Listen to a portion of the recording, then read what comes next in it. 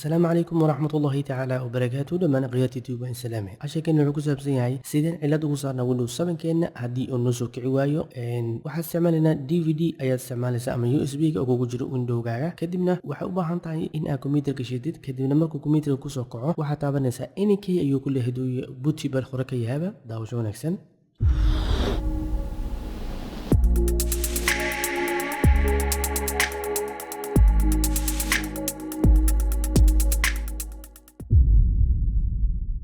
isla markaa gaasi DVD wuxuu ku leeyahay NK taabo NK ayaa taabanaysa sidaas waxa kugu soo kacayo Windows-gaaga isla markaa Windows-ka kaco wuxuu ku sameynayaa sida installation inaad ku sameynayso kale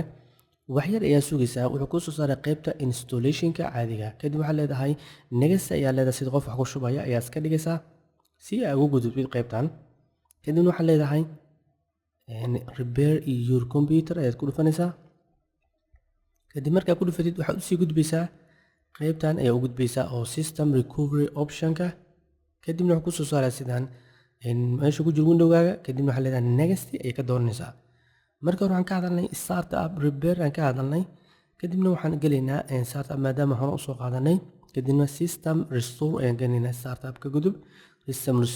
restore kadib markaa ku dhufatid wuxuu ku raadinayaa backup-kii aad samaysay hore ku yaala ayuu raadinayaa isla markaa raadiyaba next ayaa leedahay wuxuu ku soo saarayaa meeshii waqtigii uu dambeeyay ee ku samaysay backup-kii kadib waxaa leedahay next ayaa leedahay sidoo gudaha u gudbo kadibna wuxuu sameynayaa in uu ku shaqeeyo restore-kii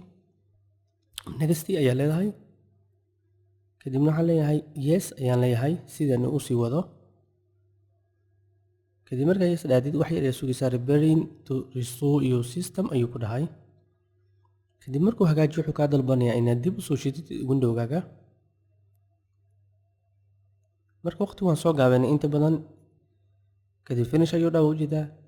kadibna waxaan ku sameynaynaa restart ayuu ujeedaa inuu kaa dalbaday kadibna Windows wuu isu soo shidayaa isla markuu isu soo shidaba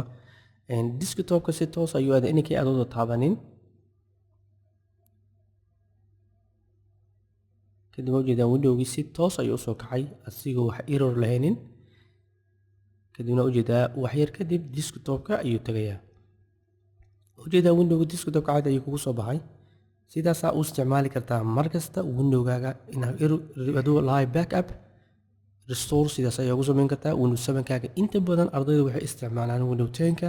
siba Windows 7-ka ay u badan yihiin